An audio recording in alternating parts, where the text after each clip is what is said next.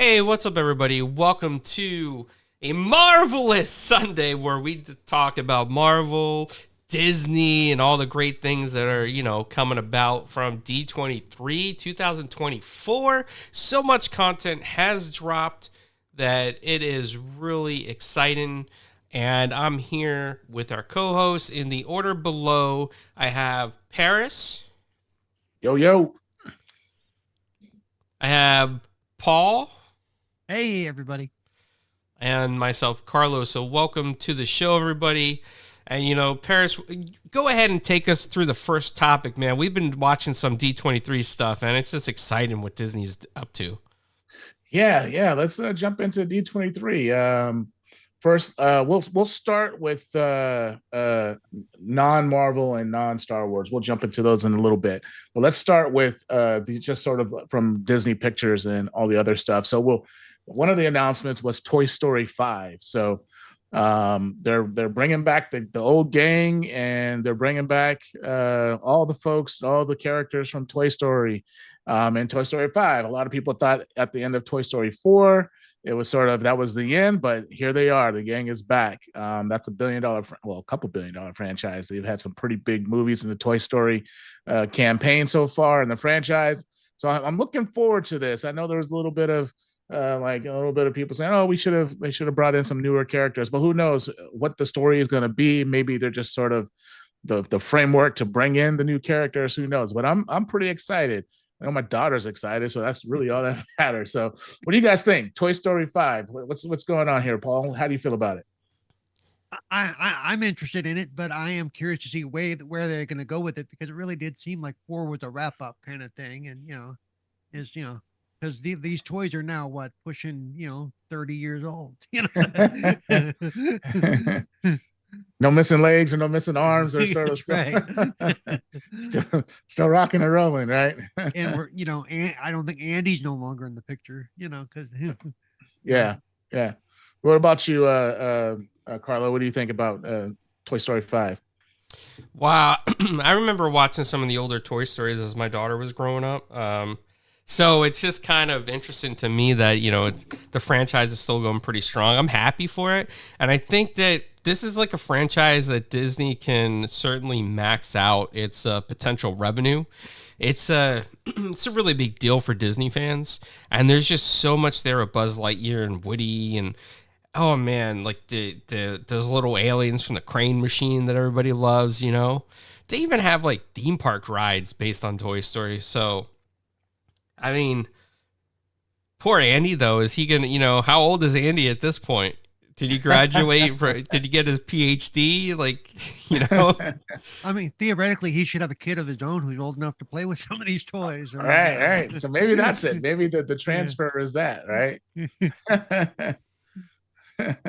Yep. Yeah. Okay. Well, we saw Toy Story 5. We're happy about that. And then we've got the Zootopia 2 is coming out, and then one of the big ones, Frozen 3. So Frozen 3 is coming. So Paul, how do you feel about Frozen 3? I know you love Frozen 2. Oh yeah, I say let it go all the time. I never really got into the Frozen thing. It is what it is. I'm definitely not the target audience of 8, 9 year old girl. Yeah. So I mean, depending what, but it still could be a good story. I mean, I do remember at least I don't even remember the second Frozen. I know I've seen it once, but it doesn't stick in. But the first one had some great songs. I love Idina. What's her name? The singer who had the lead part, Idina Menzel or whatever her name is. I'm sorry, I can't remember her name. So that part I like. So. Yeah. With me, a lot of it may come down to the music, as long as I don't have to hear "Let It Go" 4,000. Yeah. They're doing a Frozen Broadway musical, which is going to be hitting Disney Plus next year. So you got the music, and then they gotta after Frozen 3, they're doing a Frozen 4. So they've already sort of announced Frozen 4 after. So they were getting a double whammy, back to back sort of thing with Frozen. So that's going to be interesting to see where they take that story. Yeah. To me, I mean, But like I said, I'm not the target audience. I'm not who they're focused on trying to draw into. I'm not going to dress up as Elsa for Halloween. Yeah, No matter how much Carlos willing to pay me, it's not happening. Yeah. Carlo, what are you talking about here? What are we talking about here with Frozen 3 and potentially Frozen 4? Well, this is really interesting, right? Because the Frozen had that hit song that never went away. Like, what was it Let It Snow or something? Let it go. Let it go. Let it go. Yeah, that's it. I even got it wrong. But no, so I think, with Disney here, they have something that they can continue to bring in new fans, like younger generation of fans. And Frozen is a really safe franchise, and it's really popular, and it's beloved by cosplayers alike as well. They love to dress up as Ella and her sister. I think her name's Ella. I might get it right. Elsa. You got to get it right, man. Yeah. So guys in the comments, don't eat me up over this, okay? Don't eat me up over this.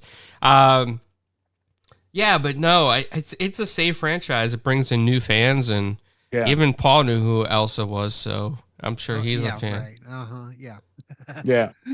Okay. Well, we got our Frozens. We're excited about that. I know the kids are. Like I said, my daughter was excited, so she's already sort of like, when's it come out? So it's gonna be a little bit, but they're excited. The excitement is there. The kids will be excited. It'll be a nice. Whether Paris wants to or not, he's gonna have the movie memorized. Yeah, I'm gonna have them all memorized. Yeah.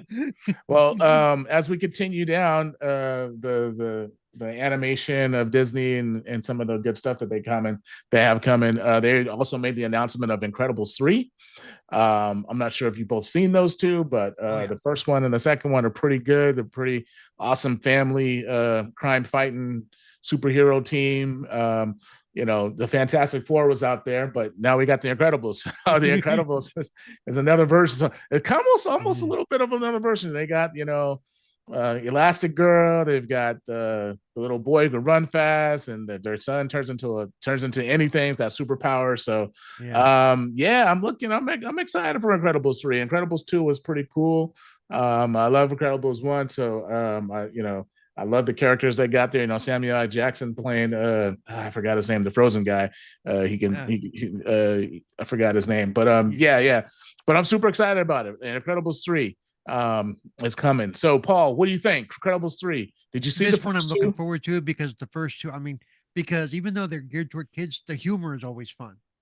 They've always done really good with the kind of tongue-in-cheek humor, and oh, by the way, the character you were thinking of is Frozone. Frozone. There we go. There it is. How can I forget that name? Yeah. But yeah, and like what's his name? The guy who voices Mr. Incredible is actually Craig T. Nelson, one of my favorite actors. Okay. So yeah, I like to watch and listen to anything he's in. I just like him. He does a great job. Yeah. So I'm this one I'm really looking forward to. I none of these I will probably go see in a theater because no, but as soon as they're available on Disney Plus, you'll go check them out. Nice. Yeah. Awesome. Carlo, how do you feel about the Incredibles 3? I know this is your favorite family crime fighting team that's out there. He's never watched any of them. He's never watched. Hey, before you say anything, just gonna let you know that Incredibles 2 was the highest grossing animation film out there before it just got replaced by Inside Out 2, which is gross. I think they're over 1.5 billion. So Incredibles 3, the highest.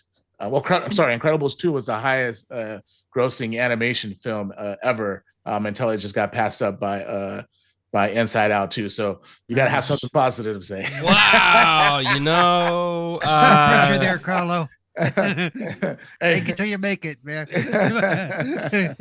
So I will say this, okay? Incredibles is another Pixar film that has a lot of fans. We see cosplayers of that too. Like, they're all about at conventions, and not as common anymore as it used to be, but still beloved franchise. I hear a lot of people talk about it, and I see a lot of memorabilia for it at conventions. So you know what, man? Disney's really pushing out the heat right now, and they are keeping the box office busy and streaming services busy. So all this stuff is really good for the people that like it. And Incredibles was great for kids. It's a great kids flick with the family because it is a family.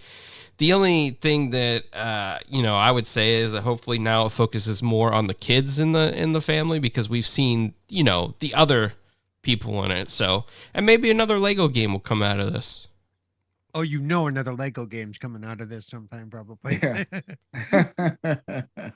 Nice. We did mention Zootopia 2 is coming, so that was a really good one. So that's going to be coming Thanksgiving next year. So yeah, so Incredibles 3 is coming, and then we're going to stay with the animation. Something that we already known, that we've already seen the trailers for, that's already been out there, is Moana 2. So that's coming. The previews look pretty funny. So The Rock's returning as the demigod. So we're gonna check out to see what song he comes up with next for this film. Moana 2. Moana, the first one, was a really highly successful one. The kids loved it. My daughter is also excited for this, asking for when it comes out. So Paul, what do you think about Moana 2? Did you see the trailer yet? Yeah, if I'm totally honest, I still haven't even watched the first one. Oh no! But we got a task for you. You got to watch Moana. But I do need to watch it, because I do like The Rock, Dwayne Johnson, and I know he has that song because I've seen him do some bits where he sings that song, and yeah, he's done the Make-A-Wish thing where people ask him to sing the song. So yeah, I really do want to check it out. I've heard nothing but good things about it. It's just I just haven't gotten around to it. I mean, it's only been 5 years, 6 years. So what I know. Nice. All right, Carlo, Moana 2. What's your thoughts about it? Wow, this is a pretty big deal here, because the fact that The Rock is coming back to voice in this, that's a big deal. I mean, we see a lot of major A-list stars not always come back to voice in the sequels. Usually they pick up somebody else, but Disney got that contract signed with The Rock as well for his production company. So it's all in all, I mean, it's going to be a hit just because he's in it, and people did love the first one. It really was a little bit different compared to what some of the other stuff that we've seen in the past, and it touches on a unique story. Nice. Yeah, I mean, it's a nice film. Moana was a nice film, nice story, touched on a whole bunch of things, pulled the cords on some of the things about the environment, and trying to protect sea creatures, and just making sure that we only have one home right now, until we get to another planet that we have H2O on. This is all we got. So we got to take care of this place. So yeah, it's pretty cool. I like Moana, the first one. I'm pretty excited for the second one. All right, so we're gonna change gears a little bit. We're gonna get to some of the other animation. Avatar, Fire and Ash. Avatar 3, Fire and Ash is coming. I'm not sure, Paul, if you've seen the first and second one, but they both were good. Avatar 1 was awesome. Avatar 2 was long, but it took a while for it to grow on me. So I went inside, and then I watched it again on Disney Plus. And it's a little bit of a longer film, but the way that they did Avatar 2 was really good. So I'm pretty, and how they're setting up for Avatar 3, I'm pretty excited for this one. So what do you think, Cerebral Paul? How are you excited for Avatar 3? If I'm honest, I don't know. I still haven't watched the second one. And to be fair, though, I did enjoy it. I saw the first one in 3D. Yeah, when it first came out, and the 3D effects in that movie were amazing. You wanted to reach out and touch the snow or whatever it was that was falling. It's like, is that right there? But I like the story, and I know what they were trying to do with telling the story. But there was such a long gap between the first movie and the second that by the time the second rolled around, I was like, I'm not really that interested to see what they're going to do. But yeah, I do need to watch it. It is available now. It's been available for streaming for a while. I just haven't gotten around to it. So once I watch it, I will decide if I'm really that into continuing the story with Avatar 3. Nice. Yeah. I'm excited for it. What about you there, Carlo? How do you feel about Avatar 3? All right, so I'm going to be honest here. People don't get mad. First, I'll start off with the thing. Not my sister. My daughter really loved Avatar. She watched the first one on repeat, like nonstop, when she was a child. Now, with that said, I can never get into it. Like, I don't know. It felt different to me. I felt like it was very long. I maybe because I never really watched it, I didn't understand the concept of Pandora and Avatar and all of that. Mm-hmm. But, just because I may not have gotten into it doesn't mean it's not going to be a smash hit. We've seen time and time again that Avatar draws in like billions of dollars, man. Like, it is a huge franchise. And of course, it's very smart for Disney to go ahead and make this again and continue this series. I mean, we have so much entertainment media based on Avatar at this point. Right. Even a hit video game lately. So, I mean, yeah, it makes sense. I think it's gonna go crazy at the box office. It's gonna bring people back in the movie theaters, and that's what we need. And Disney keeps those movie theater seats filled. Yeah. I'm excited for it. It's going to keep let's see if it could crack 1 billion like the other two. I think the first one had 2 billion. The other one was like 1 point something billion. So excited for it. A lot of people like them. I think I don't know how many more they're doing after this, but I thought they were slated for 5 total. I thought 5 total. Okay, yeah. well, if you make 5 of them and they gross over 10 billion, you've definitely made your mark on the movie. So yeah, they're really got an opportunity to continue that story.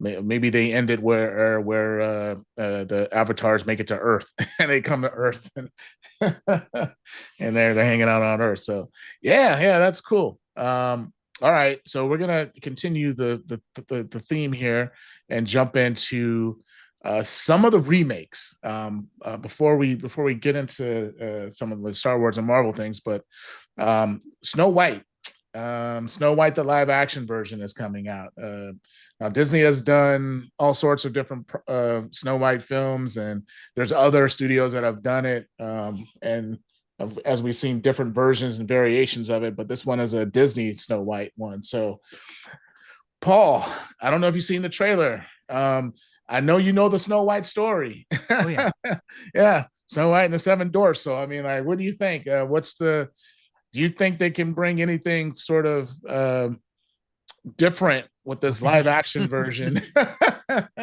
compared to what we've already seen out there? I think if they do like they've done their other live action conversions, like a live action Aladdin and the other live action stuff they've done, they're probably going to stick pretty true to their original story, which I think will be cool. As far as the story that gets told. So I'm going to be interested to see how this does, because remember, Snow White is the one that really broke it out for Walt Disney. Snow White was his first full length feature. Right. And everybody said, no, you can't do this. That's too long for an animation, Yeah. And he's like, watch me. So I'm looking forward to it. Looking forward to it? Yeah, are you going to, I mean, looking forward to it is looking forward to it, but Paul, you got to watch it though. You can't be looking forward to it and not. No, I'm going to watch it. You're going to watch it. Okay. Well, right. Just like I've watched the live action. I watched the live action Lion King. I've watched the live action Little Mermaid. Yeah. All right. So are you gonna? We're gonna create a running list for Paul for movies and shows that he has to watch before the new ones come out, and then he has to watch the new ones when they do come out. And we're gonna keep it track. You're gonna check my homework. Hey, yeah. Did you yeah. We're gonna follow up with Paul and get his thoughts about Snow White. Carlo, I know you're a big fan of Snow White and the Seven Dwarfs. I know that you have a daughter, and I know that you grew up on the Snow White and the Seven Dwarfs. Look at him; he looks like one of the Seven Dwarfs. Sleepy, right? Sleepy, yeah, that's me. Oh gosh, okay. Now in the trailer, I think the Seven Dwarfs are probably going to own the film, because they're going to be the comedic portion of it, and hopefully they dive into that, because I think they could probably carry a film, like sort of like the The Minions. the minions, right? Yeah. Where they can, you don't even know what they're saying, but but they can, and they did a Minions film, right? And it grossed a lot at the box office, and it was pretty good. So, Carlo, what do you think about Snow White and this live action sort of remake, but the Disney version? Oh wow. I get why Disney's doing it. It's really, again, it's another Disney staple. It's a big franchise for Disney, so it makes sense why they're doing it. I know my wife's gonna want to see it, so I'm gonna be forced to go. You're gonna be going. I may fall asleep in the theater, but hey, I'm sleepy. I could cosplay that as the sleepy one, right? So, man, it cinematically from the trailer, it looks like it's gonna be a blockbuster once again. Disney looks like they went all out. They put mega bucks into this thing to make it look real good. So again, keeping the box office filled, man. That's what Disney's doing. Yeah. Well, you got Rachel Ziegler who's playing Snow White, and then you got Gal Gadot, and she's playing the evil queen. So having her sort of play a villain is going to be interesting. I'm still trying to think about, her being the evil queen as we look at how the Snow White franchise is portrayed, right? So we're gonna see how this all goes. With her facial structure, I could see her doing that with the evil scowl through the whole thing. I really could. Yeah. All right, so it's gonna be very interesting. Snow White coming back. So quick story: my first trip to Disneyland, I was like 7 years old. Yeah, and I was like with my grandmother, my mother, and sister, and all that. They all went to the restroom. I'm sitting outside in my wheelchair, and Snow White came up and gave me a kiss on the cheek, and I swear I was never gonna wash that cheek again to this day. Hold on, I'm gonna play a harp sound for you. Ready? Yeah, you can't hear it, but the audience can. So. Oh, okay. Yeah. There you go. Magical. You should. Do we have a? But yes, that was I actually, and I got my first try. I actually remember that. I was 7 years old. So. Oh man, that's so awesome. All right, so we're gonna stay with some of the. Well, I don't know if this is really considered live action, but it was announced quite a bit ago. Mustafa, sort of the Lion King sort of prequel to the Lion King, to the Lion King, right? Of the original story. So this is telling Mufasa's story of how he became the king, I guess. So it's another. I just watched the trailer. It's actually the story of Mufasa and Scar as they were young. Yeah, as they're young, right? Before they sort of Optimus Prime and Megatron. Yeah. Basically, yeah. That's exactly right. Right. So how do we Paul, how are you feeling about Mustafa? Mustafa is a very powerful character from the first Lion King that we saw in animation years ago, and then in the remake that they did with this the new animation style. So what do you think them telling the story of Mustafa and Scar? By the way, Mustafa, Mufasa. My bad. Don't kill me in the comments. Don't kill me. Mufasa. I'm actually at this one. I really just watched the trailer, and I can't remember the name, the Scar's original name, because even the trailer introduces him as the one who would become known as Scar. And it's going to be interesting to how far they go into. Are we actually going to see where he turns into the conniving, snivy little brother that he is? Because and I'm not spoiling anything that's not in the trailer. They're not actual brothers, but one was brought into the tribe, the pride, but they grew up together. So I'm looking forward to see how they tell this story, because this is really interesting to me. Yeah, so I'll give you a quick preview. So Mufasa, he was an orphan cub, so he was an orphan. He meets Taka, which is Scar. Yeah. So we're on the same path there, and who is a prince. So Scar was probably supposed to be the next one in line, but he's probably villainous. and the dad was probably like, oh no, we can't have Scar. He is not going to be the king. He probably it's all in the trailer, Dreadful. Calm down. That's all.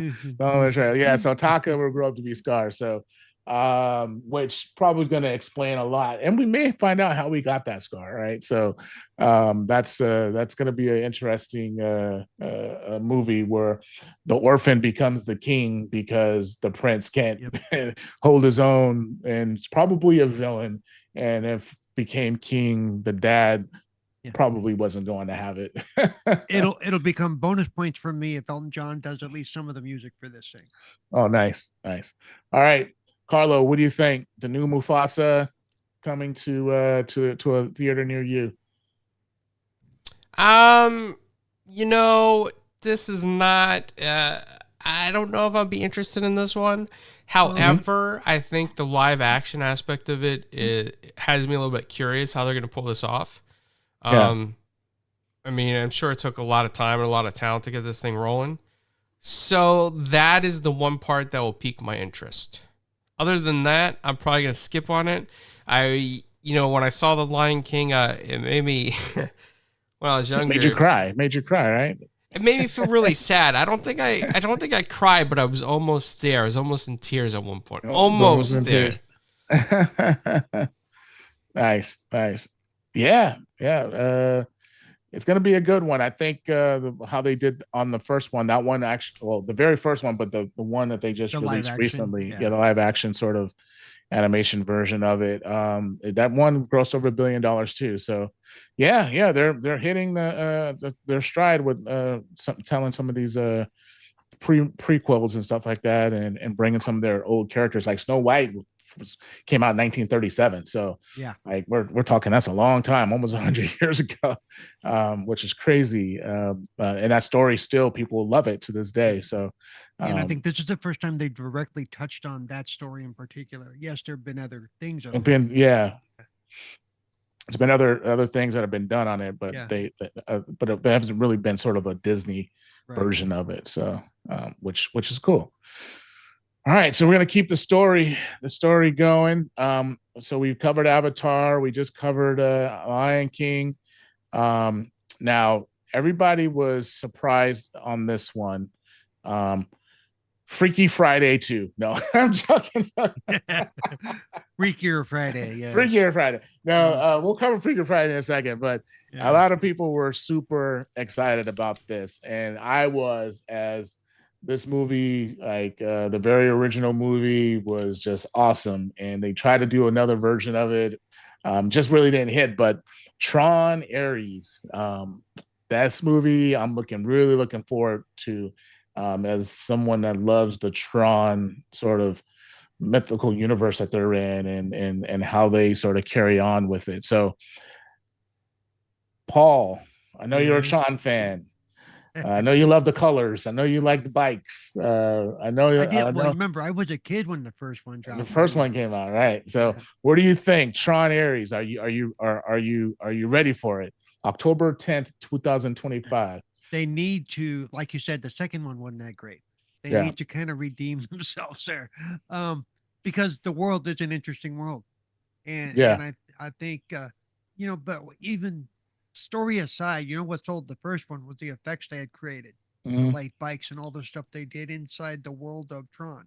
Yeah, and so we've gone so far beyond that, technology wise, that they really need to give us something to wow us, as well as really firm up that story a little bit. Because but I'm looking forward to it. It should be interesting. Like I said, I just hope they do it justice. Right? Yeah. Right. So just in case, 9 Inch Nails will be composing the soundtrack. So looks like we're gonna have some pretty cool music for all you 9 Inch Nails fans. Can we talk about that for a minute? Yeah, I was gonna get your thought on this. So go ahead and kick it off, and let's dive into the movie and the soundtrack. Well, first off, the movie, man, the first one for its time was really mind-blowing for a lot of people. A lot of people remember that as a great movie in the theaters. I never got to see it in the theaters. I think I was too young. I don't remember what year it came out. Maybe I wasn't too young. I don't know. Paul might remember that, but I don't think either one of you might have been born when it came out. But I think the fact that Disney chose 9 Inch Nails, says a lot about where music and pop culture is going and how things have changed. If this was back 10 years ago, I don't think they would have chose Nine Inch Nails, right? But Right. here we are in 2024, and now a band that has been iconic for, and let's be honest, like Generation X, it was a huge thing when I was in high school, Nine Inch Nails. I never liked them, but everybody I knew loved Nine Inch Nails.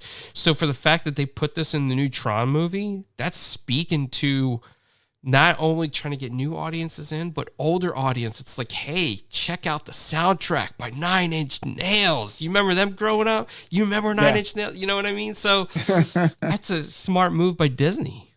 By the way, 1982 for you young people was the first Tron.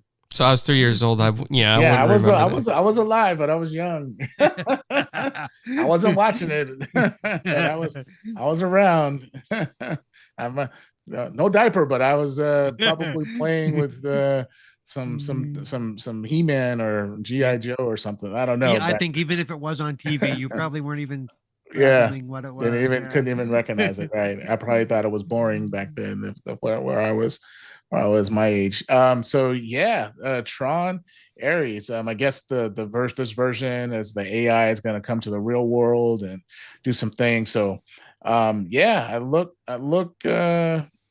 looking forward to this Tron thing. I think there's a universe there. I think there's a fan base is probably looking for something like this, where it's a little bit different sci-fi. It isn't sort of, all the other things that we see in some of today's films. So I'm looking forward to it. Tron tends to be a little more cerebral. It has great effects, but it's Right. not driven by the like effects. over the top. Yeah. So I'm excited for that. Okay. So we covered those. I don't know. Should we jump into the Star Wars? Oh, hold on. I guess Percy Jackson and Olympians season 2 is coming. Coming to Disney Plus. So that looks like it's gonna be pretty good. The Rock is also doing another flick called Monster Jam. So that's coming to the theaters. So it's for Disney. It's a film about them doing monster trucks. So we'll see how that is. Maybe it's like Cars, but they're monster trucks. They got to run over cars, and compete and do flips. So that could be something. Because Monster Jam is actually the name of a monster truck event that they do around the country. Yeah. So it doesn't have a release date. There's another show called Win or Lose that's coming to Disney Plus. So we're gonna check that out once that hits the wire there. And then they have another movie called ELO. And ELO is an Earth ambassador to some aliens. So we'll see how that happens. And there's another film, or is this another film called Hoppers. And so there's quite a few things coming out still that are out there that we're gonna be looking forward to. And I'm just checking on just to make sure I grabbed everything before we jump into. And it looks like Marvel. A lot of this is due out next year, right? Next year, and then the year after that, 2022, and then I think that they showed some stuff for 2027 too. So okay. Well, Freak Year Friday too. Before we do it, Freak Year Friday. The first film I think was released in 2003. It's still going to star Lindsay Lohan and Jamie Lee Curtis as mother and daughter. So they're coming back 20 years later. So we'll see. They're all going to be a little bit older in this movie. So we'll see what happens here and how this all transpires for Freak Year Friday. Paul, I know you were a huge Freaky Friday fan. I know you watched the first film like 10 times, so let me know. Well, and actually, remember their Freaky Friday was actually a remake. From the early 70s. So okay.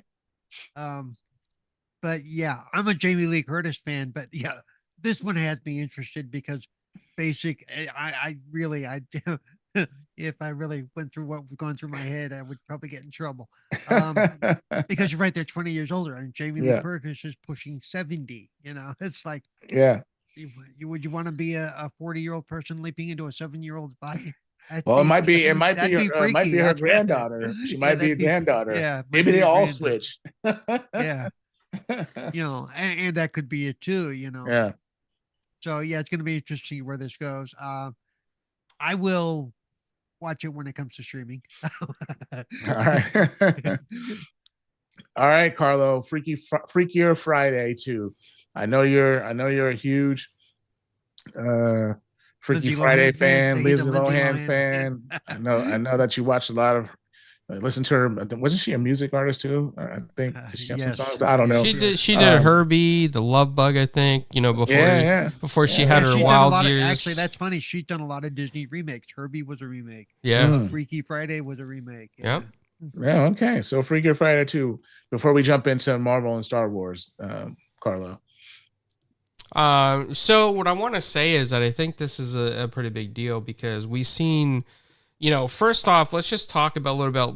I'm briefly going to talk about Lindsay Lohan, where she was a major Disney star, and then she kind of went off the rails when she was younger, and she stopped doing stuff with Disney. But for her to be back involved with Disney projects means that her life has kind of turned around. So I see that as a positive that Disney's wanted to work with her again. Right. And I'm excited for her future with Disney, and I'm excited for these remakes because she has such a child-friendly approach in movies. Mm-hmm. And it's just going to, I keep saying this, and I know I wear this term out, but it's going to bring in new fans again. Lindsay's got that face for it, and she's got that personality on screen, and it's a pretty big deal for this to be happening. Yeah. That's nice. Yeah, I'm glad you're looking forward to it, and we'll expect a full synopsis from you. Live. Oh wait! I thought you were doing the full synopsis. You and Paul were gonna go to the theater. No, that one's on your checklist. No, that was on your checklist. We expect a full detail right out of the theater, live broadcasting from the theater, or if you get a chance to make it to the red carpet. So to all Disney PR agents, if you happen to watch this later, Paul and Paris would like to go out to these events. Yeah, we'll show up and talk to Lindsay and the rest of the gang. That's right. I will definitely talk to Jamie Lee Curtis. Friday. I'll talk to her all day long. Oh gosh. Sir, you need to move along. No, you need to go away. I'm talking to Jamie. Yeah. Yeah. All right. So we're gonna jump into Star Wars. They had made some major announcements at the at D23. So we're going to jump right into it, and we're going to start off with the new Disney Plus series that was announced quite a little bit ago, but something that a lot of fans have been waiting for. A lot of people wanted to check out and get a trailer of and see what's going on with this, and try to understand sort of like, there was mixed reviews over about the Acolyte and then a couple of the other series, but a lot of people love the Mandalorian, a lot of people love the Boba Fett series, and a little bit of mixed reviews on Kenobi, but it was mainly positive. A lot of people did like that series. So here we go. We've got the Skeleton Crew during the New Republic era, Return of Jedi. So what do you guys think? Jude Law is going to be believe the Jedi, so we're gonna get this interesting story about kids, and the trailer was really good, so it's gonna be on Disney Plus. What do you think, Paul? How are you feeling about the Skeleton Crew? Yeah, it looks interesting, and I've seen I did see a little bit on it, and somebody said it looks like it takes on a little bit of a Goonies vibe, which is fine. I love the Goonies. Right. That it's going to tell the story from the kid's point of view, or so yeah, and plus it's Star Wars. I look forward to anything Star Wars. Yeah. Right. This is years after the Return of the Jedi, so the Empire has fell.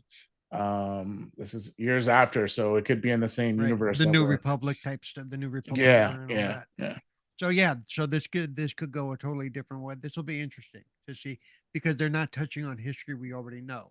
Right. So So yeah, I will be checking this out the day it launches, probably like I do with most Star Wars stuff. Yeah, I'm sure they'll probably do maybe like a couple episode launch on Disney Plus. Yeah, as they usually they do like 3. They usually do like the first 3, and then they spread the rest out. Yeah, yeah. Carlo, how are you feeling about Andor? I'm sorry, not Andor, but the Skeleton Ouch. Crew. I haven't watched the preview for that yet. I know that we've talked about it, and I've seen some things here and there online. Yeah, I am a little curious. I am skeptical, to say the least. Not in a bad way. I think Star Wars is still a great franchise, but I miss the days of The Empire Strikes Back and the Sith. The Sith are really the good guys, and they don't get enough light. They're just trying to restore order in the galaxy, man. Trying to fix the galaxy from all those bad rebels out there that are trying to destroy it. You're an Empire guy. You like Law and Order. Palpatine Vader 2024, baby. There we go. Yeah. Oh my gosh. Palpatine Vader. Followed up, it means force choke you from over. Yeah, but no, that's a good one. A good one. Okay, Carlos. So you're gonna have to check that trailer out, and then give us your thoughts in the chat. I will, as a Sith Lord in training, I will view it and with no bias. With no bias, yeah. I thought it looked pretty good. We'll see. We'll see how it shakes out when it lands on Disney Plus. And I did mention Andor, so we'll jump into that. Andor season 2 is coming, so we already know what's going to happen to them. But it's the Andor season 1. I think that was probably the best Disney Plus series that they've had. Andor season 1, out of all the series that even over Mandalorian season 1, season 2, even over Boba Fett, even over Kenobi, even over the Acolyte, and that Andor season 1 was legit. Because it was a little bit tense, right? Because you already know what's going to happen because of the movie, right? Right. So what they're trying to do and how they're going to do it. So we already know what's going to happen. Like the conclusion is already there is no change, right? There's nothing. Unless they get the time stone from Doctor Strange comes in. We already know that the Death Star is going to blow the planet up and everyone's going to die, but they're going to get the information, the data that they need to give it to Princess Leia. So, and then Vader's going to go on his rampage on the ship and wreak havoc, but they're going to get away, right? So we know what happens. But the way that they're going about it and telling the story to get there, and how they're recruiting all these different people and how they're trying to get to that level of getting the data that they need to destroy the Death Star. It's interesting story plot, and it's not focused on the Sith and the Jedi. We don't have a lot of people with force powers and all the other stuff that makes Star Wars, of course, great, but it tells a different perspective. So, Paul, Andor season 2, are you looking forward to it? How did you feel about season 1 and then Andor season 2? I like season 1, and I think it's underappreciated. But by telling this story, I think this story is going to lead into basically what Rogue One kind of filled in that gap as well. That's what the Rogue One told, the same kind of story. Well, this is how they got to Rogue One, basically. Right. So this is filling in the gap even before that. Yeah. Right. So to me, that should be really cool if they do it right. And so far, to me, they're doing it right. I really liked what they've been doing. Not everything has to be, force heavy and all that, because beneath all that flash and all that glitz and all that magical power are people, and there's a story to tell. Right. You tell compelling stories, about the generals and how the Empire operates, and how some people are like, I hate doing this job. Right, sort of thing. It's kind of like real life. You're like, you're working for a big universal organization, and it's like, oh no, I don't want to do this anymore. But in this organization, the CEO can like force choke you over the phone. Force choke you over the phone, right? Yeah. So you may not want to gain as much rank as you want and being part of the Empire. You can be in charge. I'm good with Yeah. that. Yeah. You can be in charge. You all can be in charge. I'll just be the guy just sort of hanging out and watching. All right. Put me on remote post somewhere. All right, awesome. I'm glad you're looking forward to it. Yeah, it's going to tell a pretty cool story. Carlo, Andor season 2. Are you excited? What's the feeling over there? You know, I'm a Sith Lord in training, bro. You know, so I gotta see where's my representation in Star Wars in the shows, man. We got to get some Sith stuff going. You know. Oh, we're gonna get some of that, I'm sure, down the road here. So. Yeah, maybe something in the future, but you know, again, Star Wars fans are always hungry for new content, and they're just hoping it's going to be good. And we hope that Disney's going to deliver on something that's spectacular and something that really blows the minds of fans away. Hopefully, they start really diving deep into the. You know, I'm going to say this, and some people may agree, some might not, some might cringe, but the George Lucas lore, like, you know, those days of how deep it went and how great it was and how mystical and unexplained, and man, that's the kind of stuff I want to see. That's another and how deep it was under George Lucas is a debate we can save for another day. Yeah. Hold on, let me post a picture of the banana Wolverine for everybody at this moment. Banana Wolverine. He's excited for it. He is excited for it, everybody. The banana Wolverine. Let's go. Awesome. Hey, you know what? Andor season 2 is gonna be awesome. One of the things we forgot to do, I'm gonna jump out of Star Wars before we jump into some of the other ones, but we forgot to talk about Stitch. So Lilo and Stitch are doing a live action Stitch movie, sort of similar to Lilo and Stitch. How do you guys feel about? I know. Have you guys seen the first one, the Disney version? Yes, I actually have seen that one. Yeah. And my daughter just got a big Stitch stuffed animal, so she's so when this comes out, she's definitely gonna want to go see that too. So I just a quick. You don't have to dive too much into it, but they've lost her teaser trailer also. So what are your thoughts of Disney bringing this to live action? I'm actually impressed, because they really haven't done much with the property since they did the movie. Yeah, but it still gets a lot of play, and especially the Stitch merchandise still sells like nobody's business. All right. You know, and they have the show on. They have like a season of anime on Disney Plus, but it was like back when the movie came out that they're playing now. So yeah. So yeah, I think it's going to do well. I mean, like you said, your daughter's into it, and a lot of And what happens when they do stuff like this is kids that didn't see it before are going to see this movie, and they're going to want to see the original. So it's kind of a wraparound for Disney. Right. All right, Carlo, Stitch, really quick. Yes, let's go. I gotta say, Carlo's going to cosplay as Stitch at the next convention we go. Hey, I'm the perfect height for Stitch. I think this is awesome. This is one of the movies that my wife really loves. The cartoon version of this, she really loved it. So seeing this come to live action and how Disney pulls this off, dude, it's huge. It's a big deal. I can't tell you how huge this is. Like, once again, Disney's thinking about box office numbers, streaming numbers, and they're really good. Man, D23 really hit hard this year with all the content they're releasing. Like, it's big. It's big. I think they got a solid. They're going to keep a lot of fans happy for the next couple of years. So I'm excited to see it all. Yeah.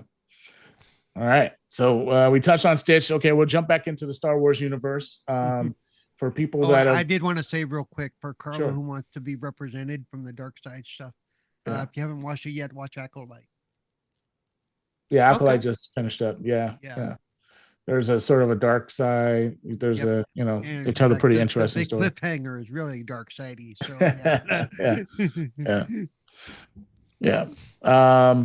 So something that people have been waiting for, people are excited about in the Star Wars universe.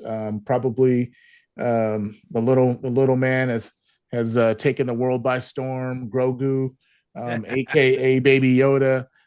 They are releasing a Mandalorian and Grogu movie. And that's dropping here soon, the next couple of years. I don't know the exact date. But May 22nd, 2026. So that's what they have so far. But yeah, they're bringing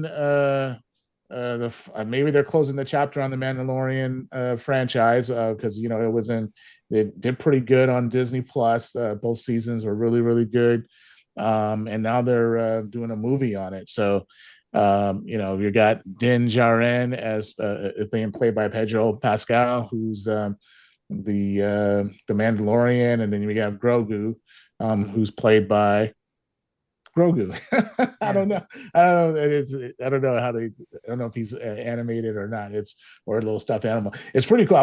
Hopefully they do some behind the scenes on how Grogu is actually made and stuff like that. It'd be cool. But yeah, so Grogu and the Mandalorian, they did show some snippets of them facing AT walkers on a snowy planet. So everyone, the good guys. That's right. Everyone is assuming is Hoth. Carlo's a big Sith Lord fan, a Sith Empire guy, so he loves the AT walkers that always get destroyed because people just wrap strings around their legs and jerk them and knock them over. So so we're excited for the Mandalorian Grogu coming to theater. I think that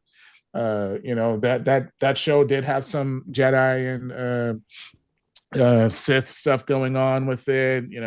The epic Luke Skywalker show up in the last season when he walked in there and destroyed all those robots. It's similar to Vader's ship moment, but with Luke. That was pretty awesome. I think that was an epic scene for me. I was enjoying that. It was just sort of a surprise. And then you have the seasons that they did with Boba Fett and all that stuff, and how they told that, and they mixed in a little bit of both of them being in the season. So yeah, what do you guys think, Paul? I'm really looking forward to this.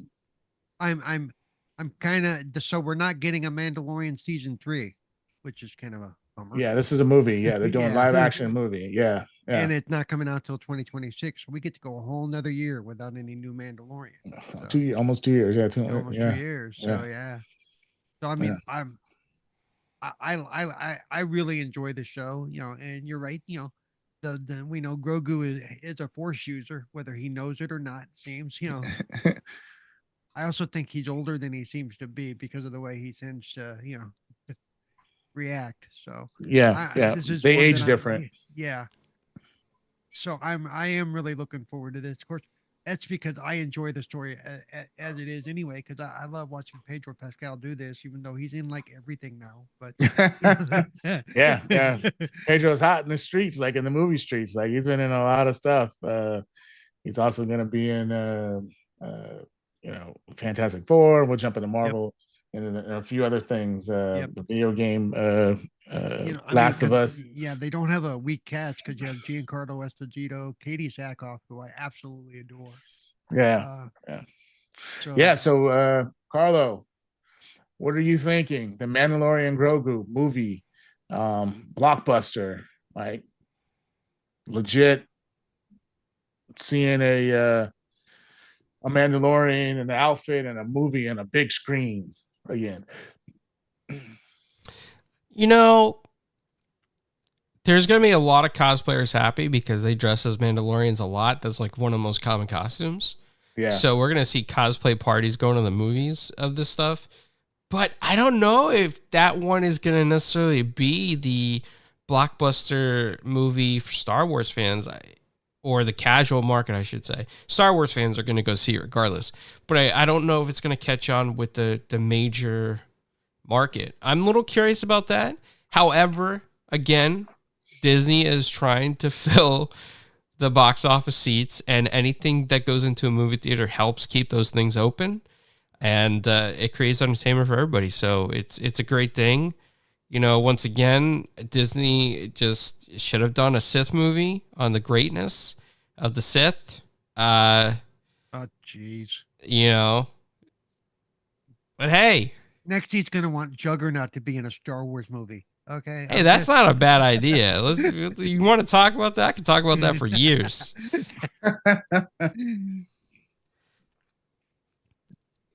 Yes. Yeah. So that's where I'm at. I think it's always good. I don't know if it's gonna be a hit, but that's to be determined. But there's going to definitely be a lot of cosplay based on this. Okay. I guess we'll look at it from there. All right. Are we done with Star Wars? I think we're done. Star Wars is done. We've got now. Let's jump over into our friends over at Marvel and jump into that. Let's start with. We've already seen the trailer of this. This was already announced. It's the Agatha All Along series that's coming out on Disney Plus in September. The Ballad of the Witch's Road. So basically, they're on a yellow brick road, like the Wizard of Oz, making their way down to get some powers, and not all of them make it, unfortunately. So we'll see sort of like how that all shakes out. But from the previews, it looked really interesting. I love the actress. She's Catherine Hahn and has played a really good character with Agatha, with the WandaVision series. So I'm looking forward to how they tell this story. It looks like she was when Scarlet Witch forced her to be just a normal person and had her forget that she was a witch in the first place. She was a cop or something. So some special like homicide detective, and then all of a sudden snapped out of it. So we'll see sort of like what happens and how that all happens with the Scarlet Witch, and now Agatha taking on her role and building her coven for all the dark forces that she wields as being as Carlo would like to represent an evil witch. So because he likes the evil side, just like he likes the Siths, and they're evil. But we'll talk about that at another time. So Paul, Agatha All Along is coming to Disney Plus in a series. How are you feeling? What you think about it? I know almost nothing about it, and in this case, because I know what it's tied into, I don't mind going into it blind and enjoying it for what it is. Yeah. I didn't know much about WandaVision when I started watching it, and the more that went on, the more I went, okay, this is really really cool. Um, but the little bits I do know, it looks like it's going to be interesting. And by the way, let me point out that in all stories where, well, we're going to take away or bind their ability to do magic or make them for, it never works out. They always remember. It always comes back. Sometimes in good ways and sometimes in bad. So that's going to be, Right. like you said, it's going to be interesting to see how that happens. What makes her snap? What makes that block go off and go? Oh yeah, I am this person. Yeah, so that's going to be interesting. So yeah, I'm looking forward to that too. Nice. Carlo, Agatha All Along. I know she was one of your favorite characters in the movie. So what do you feel? Yeah, I'm curious because the trailer makes her look, almost human like she has a lot of emotion going on. So is it going to be like an emotional roller coaster till she just becomes this dark entity? Like, it builds up and she just gets so angry. Really curious how they develop the character in the show. Highly interested in it and how it is going to tie into the Marvel universe and what her place is going to end up being, especially with, Scarlet Witch and people still wanting another WandaVision. So it's all to be determined, like how this is going to play. But I think, we're starting to see like a villain arc here in the Marvel universe. And that's a good thing because we need more villain arcs and we need to stop making the Juggernaut a good guy and make the greatest villain arc for him too. So Agatha, bring him into the universe through your magical portals. Magical portals. Right. Nice. So Agatha is going to be here in September. As Disney, I'll say Marvel Studios is hot right now with the success of Deadpool and Wolverine. So we'll dive into a little bit of that, and then they saw the trailer, of course, of Captain America: Brave New World again. So yeah. So as we continue on the Disney Plus releases that they showed at D23, we have Riri Williams returning.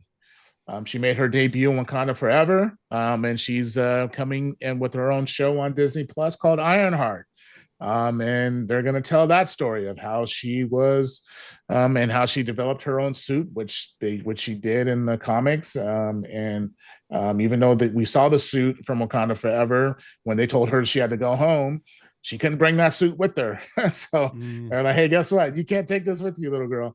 You got to go back and go to college." So she goes back, goes to college. Looks like she has some struggles, and she hooks up with some interesting characters who master in thievery and stole the parts for her to make this new suit. So, Paul Ironheart, how are you feeling about it?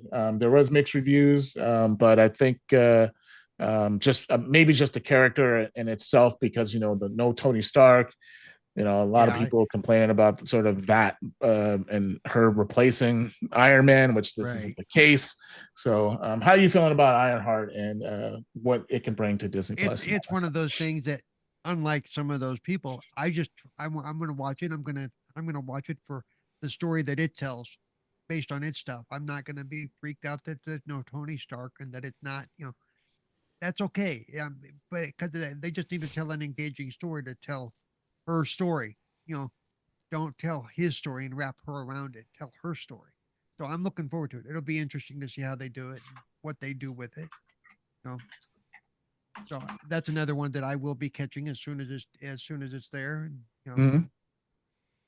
so yeah, it's high up on Nice, my list actually. So yeah. nice. All right, Carlo Ironheart, how you feeling? I'm excited actually. I'm gonna go a little bit off kilter here and say that Ironheart is one of my most favorite characters in Marvel Snap. I like the power that she has there. Oh, there So you go. Yeah. so seeing this translate into something in entertainment is great. I think it's long overdue. Um, and it's another story to add to the Marvel universe that is just pretty epic. Hmm. Yeah, it's gonna be good. It's gonna be good. Everyone's looking for a lot of people looking forward to it. It's part of the sort of the next generation of superheroes, and we'll see how she comes in contact with the Avengers, if that does or does not happen, or how they build and tell her story from her point of view. So, looking forward to Ironheart coming to Disney Plus, and also coming to Disney Plus. If people don't know, is the one and only Daredevil, Daredevil Born Again. So Yeah. Marvel is going to continue the Daredevil series. They're gonna sort of dive into that story of our friend Mr. Murdoch and how he can be the ultimate lawyer and also kick some people's butt, kick some butt, as the Daredevil character. We saw him briefly in She-Hulk. He hooked up with with She-Hulk, so that happened. So we'll see Yeah. there. We got Kingpin's going to be in it. So, and we also have the one and only Punisher. So now it's gonna hit that sort of, it's gonna be pulling on those threads. You can't have these characters on the Netflix series of Daredevil. It was pretty hardcore, and a lot of fans liked it. And I think a lot of fans loved that sort of storytelling and how they predicted Daredevil, and then how they also did the Punisher. And it was like so no holds barred over on Netflix, but now it's on Disney Plus, due to the franchise is now moving over from Fox. So we're going to be able to see it on Disney Plus. Um, Hopefully they keep that same feeling.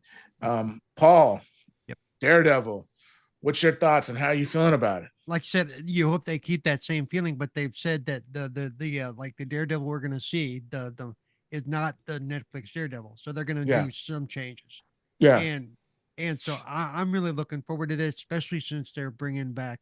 I'm hoping this is gonna lead. Because I like Daredevil, I like what they did on Netflix, but if you bring me more Punisher, yeah. I'm in. I'm there. That's Right. yeah. The Punisher was probably my all-time favorite of what they did over on Netflix. Um, so yeah, I'm hoping they bring in, they pull, like you said, they have all these threads. I'm hoping they pull them all back together and say, hey, we've got something here. Let's go ahead and do this. Yeah. I love the fact that they got John Barenthal back to do the Mhm. Punisher. Punisher. they're not recasting anybody that we know of. It's all the people that pulled over from the other show. Yeah, yeah. So maybe that could lead to our heroes for hire and bringing back Luke Cage and Iron Fist and others, right? To sort of Jessica Jones. I know a lot of people want Jessica Jones. They want to see her story. They want her to show up somewhere in the MCU. In Secret War, she actually is an important character. So who knows sort of how that all transpires. But you hit the nail on the head. Yeah. Yep. Awesome. It's all there and ready to go. So let's do it. Yeah. Carlo, your favorite character, Daredevil.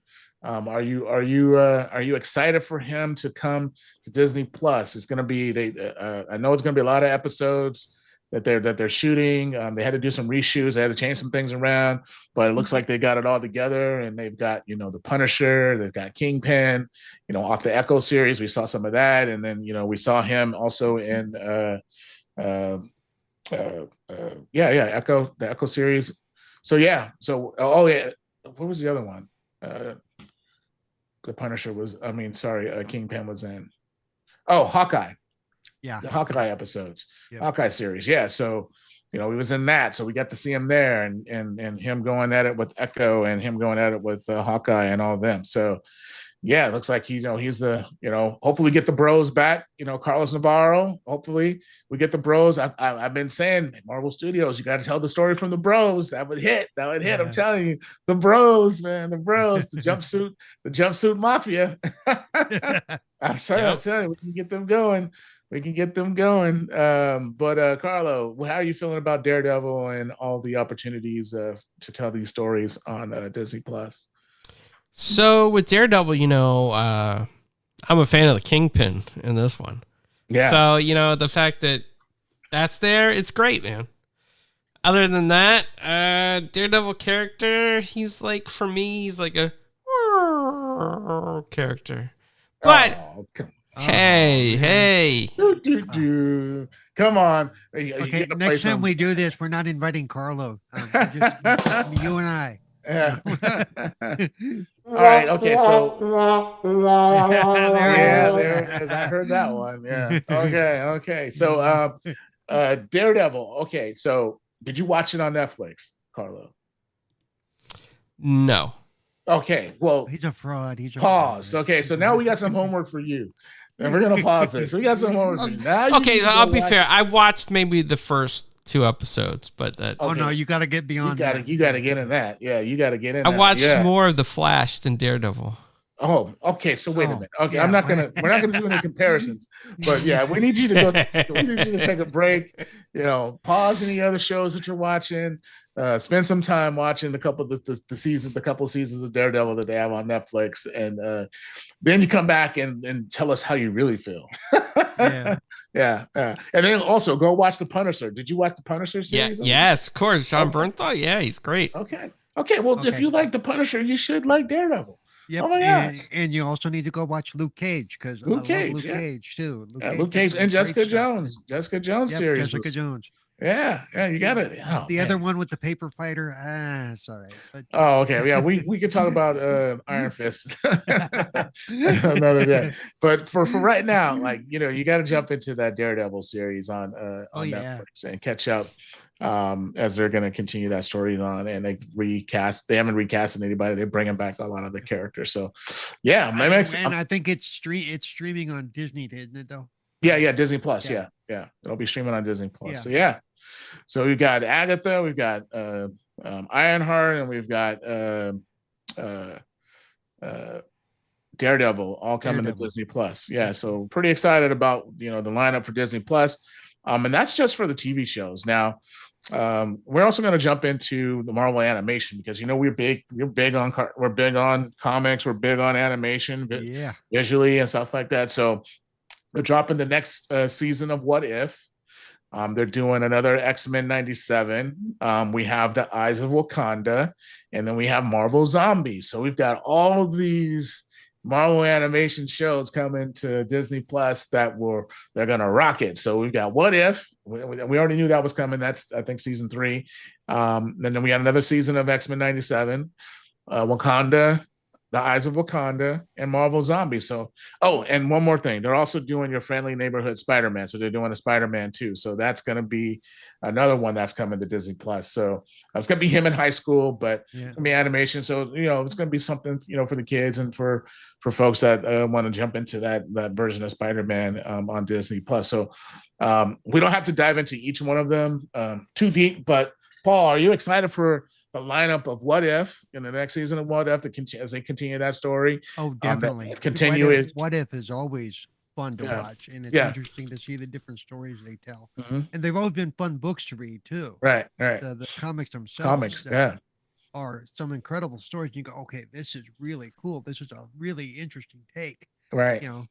Because, and I think some of it comes from when they're developing stuff and stories where they go, we can go here, we can go here. And sometimes What If it looks like it's them going back to, okay, what if we would have taken it the other way instead? Right. The What Ifs are always good. And then you got X-Men 97. Yeah. Are you excited for Marvel Zombies? I mean, some of those look like they're going to be fun. Yeah. Marvel Zombies is going to be interesting. Bunch of superhero zombies. Yeah. Get ready for that cosplay to happen because it's going to. Yeah. Zombie Strange, just to think about it.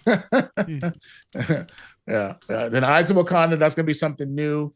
So we'll have to wait to see sort of like what that looks like. And then Your Friendly Neighborhood Spider-Man. So are you pretty excited about these next versions of things coming to, next seasons of things coming to. Try to find the purple sweet potato. They're the highest level of polyphenols. Hold on, give me 1 second. There we go. Sorry about that. I had a bleed of advertisement coming through for some reason.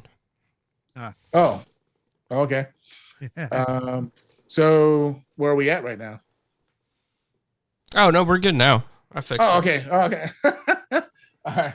Okay. So so Carlo, these next series on Marvel Animation, how are you feeling about them? You got What If, the next season of What If. You got another season of X-Men 97, which rocked it. And then you've got Eyes of Wakanda and Marvel Zombies. And then to finish it off, you've got the Neighborhood Friendly Spider-Man. So we've got a lot of content coming from Marvel Animation to jump into Disney Plus. So how are you feeling about all this good stuff?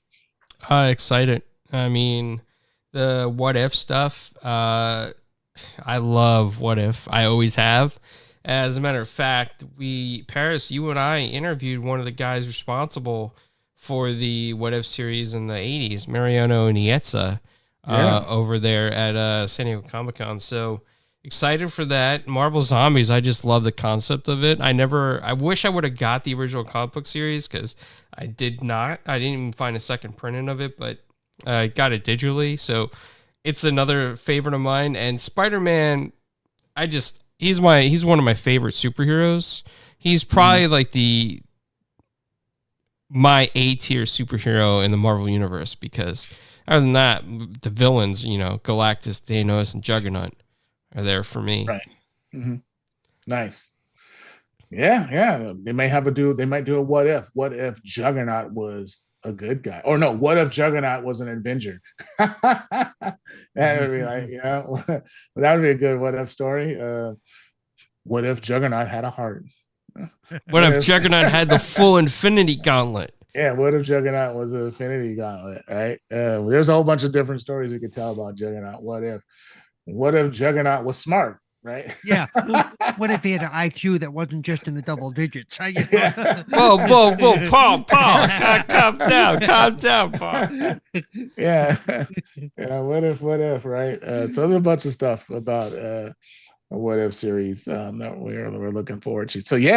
So as we close out that's all for Marvel Animation. And then they did touch on some of the movies. So we have already did our Captain America Brave New World review. Go check that out. It's on the channel for GQTV. Go look at that video when we did our thoughts about it. The Thunderbolts are coming. So there was some conversation about that. They were all at San Diego Comic-Con. I don't know if they released any footage on it yet, but we'll be looking for a trailer for that. I'm sure we'll see a trailer as Captain America Brave New World drops on February 14th, 2025. And then in May, the Thunderbolts come. So we're going to be able to get some trailers and see sort of like what this Thunderbolt story is about. Paul, so we haven't touched on I was just going to say real quick. So the plan now, take your Valentine's date. You're going to go see Captain America. Yeah. So, and what are you thinking about Thunderbolts? Like, so we already covered Cap, but how are you feeling about Thunderbolts as far as what you know right now? I don't know a lot about the whole Thunderbolts thing. So I'm going to go into it totally blank, and I'm going to be looking forward to it like I do with a lot of that kind of stuff. Yeah. You know, I will, when the trailer drops, I'll probably check it out. And all that. But yeah, like with also, you know me, I'm pretty much there for all superhero stuff. You know. Yeah. Good, nice. Bad, and indifferent, and we've seen a lot of all of that over the last few years. You know. So yeah. So I'm looking for that's one that I will be looking forward to. Yeah. Carlo, how you feeling about Thunderbolts? And then we can jump into Fantastic Four also. So Thunderbolts. Thunderbolts. Excited to see what they do with it. Excited to see how they make them more vital into the universe, and go from there. So Fantastic Four. Curious. I think the Robert Downey Jr. effect is gonna be real there for a moment with that. Okay. Yeah. Cool. And then we have let's see here. We've got Fantastic Four, Paul. So as Carlo makes its exit really quick, we can jump into Fantastic Four. How are you feeling about Fantastic Four, and what we're looking forward to on that standpoint? Fantastic Four has been around for a long time. Yes, it has. They've tried to tell stories. When they were with Fox, they did 2 different movie sets of it, 2 different variations of them. None of them really hit as much as we thought they would, but we did see the callback in Daredevil with Chris Evans bringing that one back up to sort of reevaluate re-energize people about Fantastic Four. So as far as the new Fantastic Four goes, how are you feeling about that? And are you ready for America's first family, as they would say? I always look forward to it. In fact, I liked, Michael Chiklis was the Thing in the recent movie that they did, and I liked what he did with the Thing. Because how hard is it to go Thing smash and be dressed like a rock for? Right. No, but I like Michael Chiklis, and I can't say that movie was great. I can't say but I enjoyed it for what it was.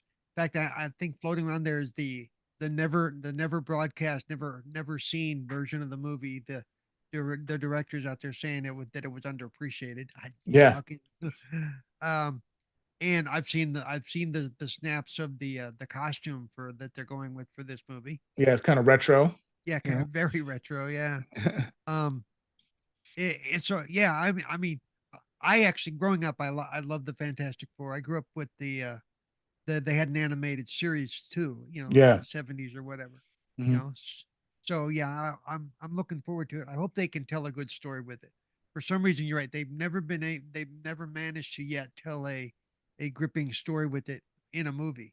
Right. To keep you interested and go, these guys are boring, because they're not. They really aren't. I mean, Captain Fantastic and the Thing and all that stuff. Yeah. It's going to be interesting to see what they do with Fantastic Four. The movie's going to be set in the 60s. We are getting Galactus. Yep. So they're going to do a little retro. Setting in the 60s to me is actually a good thing, because that means they may be going back to some of the old stories that I grew up on. Yeah. And to tell some new stories that you grew up on that that no one else knows. So a lot of people may think it's something new, but it's sort of like based off of what we've seen in the comics from early Fantastic Four and stuff like that. So I think that's good. So yeah.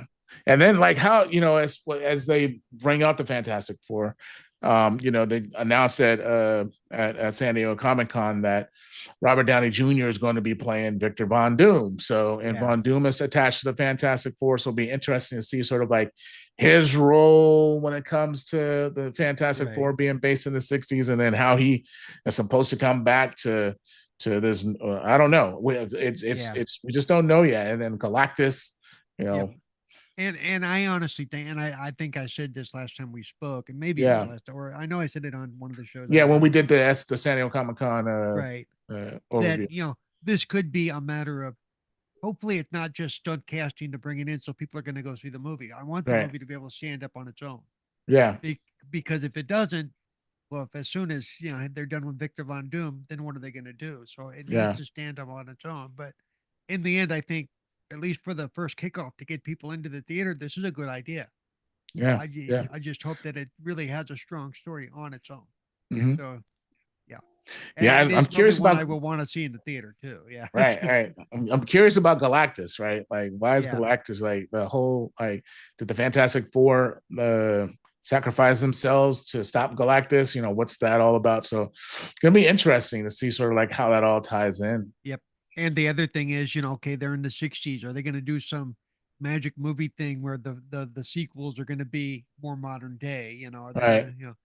Yeah, I don't know if you remember the Multiverse of Madness when Doctor Strange was talking to Mr. Fantastic when they were talking, and he was like, didn't you go missing in the 60s? Right? Something. Which so they could be setting something up. For the end of this movie, that now we know why they went missing from 1960 whatever to 2015, 2020. Right. So they could be setting it up to give them that time jump.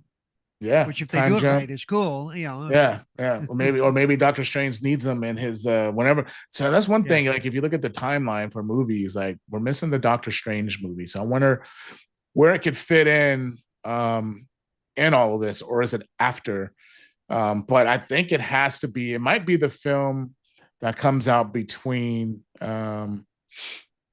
Thunderbolts. I'm sorry, the film that comes between the two Avengers movies, Doomsday and Secret War. So there's gotta be a gap somewhere where that new Doctor Strange movie has to fit in, and hopefully they keep us they tell us that soon, because I'm looking forward to that.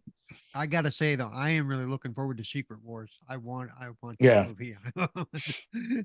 Yeah, but I don't know if you can do one movie for Secret Wars. I think it has to be. Like that's gonna be. Yeah, it could be like an Avatar three-parter, right? It'll be like the Lord of the Rings. There'll be the three theatrical releases. Then there'll be the extended real releases that you can only watch at home. Yeah. Oh, I hope they do that, because the movie that story demands that. Like, there's so many characters, and now that Marvel has the entire playbook. Like, except for the ones that they killed off, of course. But, there would be no Iron Man, but you still have other characters that can fill that void. You don't have the Captain America from you have Chris Iron Evans Heart. version. You could have in Iron Man's place, you throw in Iron Heart. Yeah, Iron Heart, or you have War Machine. So you got other characters you can pull from, and there's whole tons of characters that they have in the stable that we don't know who they're all going to join in. So, they've proven that, they can take characters that aren't well known, like Guardians of the Galaxy.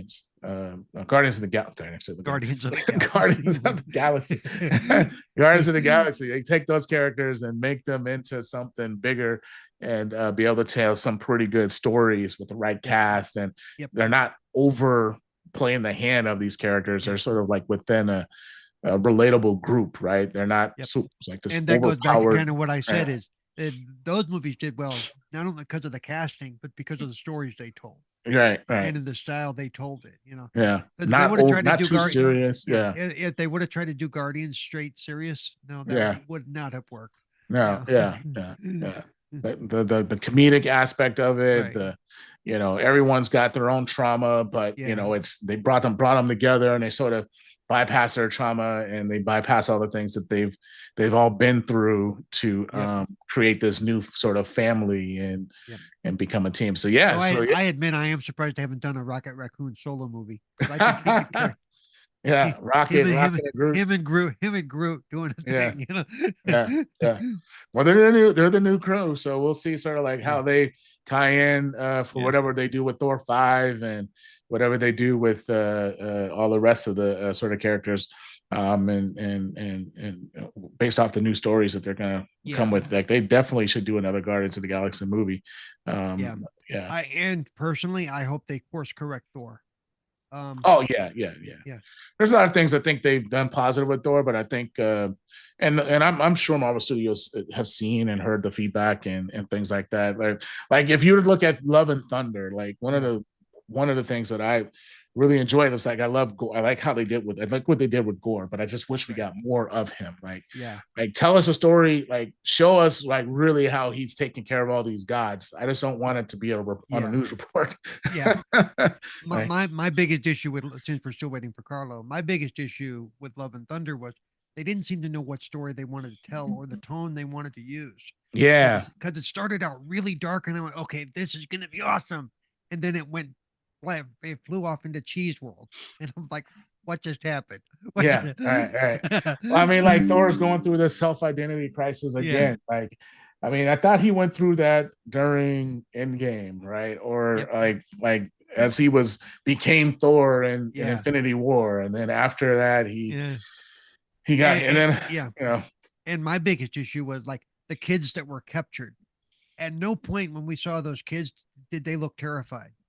They looked like they were just playing and waiting for something to happen. You know, it's like waiting for someone to save them. There was no real threat, right? Sort of thing. Yeah. And so you didn't feel that threat. You didn't feel that tension, and that's to me where it kind of lost it. So little course correction with Dora, I think it'll be fine. Yeah. And let's give Marvel Studios their props. I mean, over the. They had some of the box office, like with the Marvels. They did really good with Guardians. Ant-Man Quantumania was sort of, it did okay. Black Panther was Midland. It was okay. Midland, but Thor was Midland. Doctor Strange Multiverse of Madness almost made $1 billion, but the film that brought the billion dollar flicks back was just released on July 26th, and that's Deadpool and Wolverine. They just crossed $1 billion. So how are you feeling about, like, just think, let's break that down. Marvel has, how many films have they had since they've reached $1 billion? So I think it was No Way Home. And that was, so let's go. 1, 2, 3, 4, 5, 6. So 6 films they didn't reach $1 billion since No Way Home. And that's quite a while for a Marvel studio. I maybe over exaggerating. Let me see. No, actually, I just saw an article on it. It seems to do with when Iger left and now Iger's back, and that whole period of him between 2019 and now, their films did not. They kept going lower and lower, and just and even he says it was about quantity more than quality, and they need to get back out of that mess. They need to focus more on the stories. And some of the characters, like Ant-Man, Ant-Man got 3 films, so and they all were in the $400-500 million range when it comes to box office. I think Ant-Man is a good story, but I don't know if Ant-Man really out of the group of Avengers was or group of stories, like, was a definite a definite character that we needed to see in a couple of solo movies. But who are we to say, right? He's a good character. I liked him in the Avengers and all that good stuff. So, but Deadpool and Wolverine bringing in the $1 billion box office and setting up Captain America: Brave New World to sort of repeat if they can. But I'm liking their chances based off what we saw here with Deadpool and Wolverine. And then as we get closer to the release date of Captain America: Brave New World, and how they bring those characters together to tell that story in this Brave New World, right? So I'm excited. Carlo, while you were away, we were talking about Deadpool and Wolverine crossing $1 billion at the box office. It's been 6 movies, even though Doctor Strange Multiverse of Madness was at 950. It didn't air in China, so technically it probably could have made $1 billion, but if we're gonna count it since it didn't make it, we got 1, 2, 3, 4, 5, 6, and then Deadpool and Wolverine on the 7th try crossed $1 billion. So how are you feeling about that? Are you excited to how the fans have showed up for Deadpool and Wolverine, and what it's going to do for the box office for some of their future movies and TV shows showing up on Disney Plus? Yeah, absolutely. And hold on, here's a picture of Banana Wolverine once again in cosplay, who's super excited about this. I had to put that up on screen.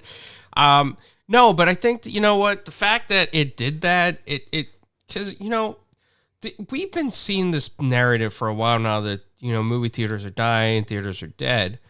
But if Marvel and Disney can bring the magic back to the movie theaters and make a box office smash like this, get the theaters packed and people excited, red carpet events in New York City, and people have seen this movie now 2, 3, 4, and 5 times, this tells you that what fans want is just content that is fun. So you make fun content, you make fun movies, you make something people can get a fandom around, including Banana Wolverine and Banana Deadpool. It's a D23 walking around in cosplay groups. Yes, this is how you do it. And man, Marvel came out. We saw this in the theaters and it was fantastic. It was just a lot of fun. It was humorous. Man, like it's so good. Nice. Yeah. So we're excited about that. I think we've reached our limit and have covered every single thing on the agenda for D23. Let's go ahead and close this out. Carlo, let's go ahead and do some exits. Where can people find you? Oh, me or okay. You can find me on 4GQ TV. We do have some events coming up here in Florida, Tampa Bay Comic Con and Fan Expo Orlando, which I'll be at to cover at the Orange County Convention Center. So if you see me and you're a cosplayer or you're, you know, a celebrity that we interviewed, say hello. You can't miss me with this beard. I've been told that at San Diego Comic Con by a few PR people now that they recognize me. So say hello, and yeah, thanks.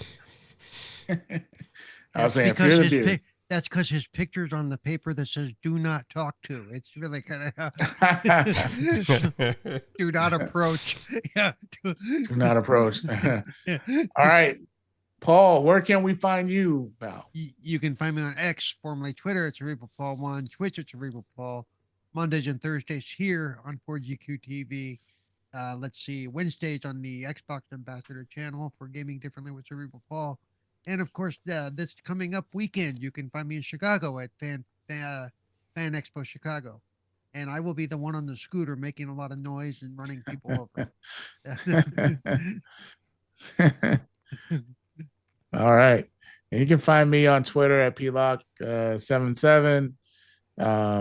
And yeah, or you can find us on Facebook, the 4EG TV page.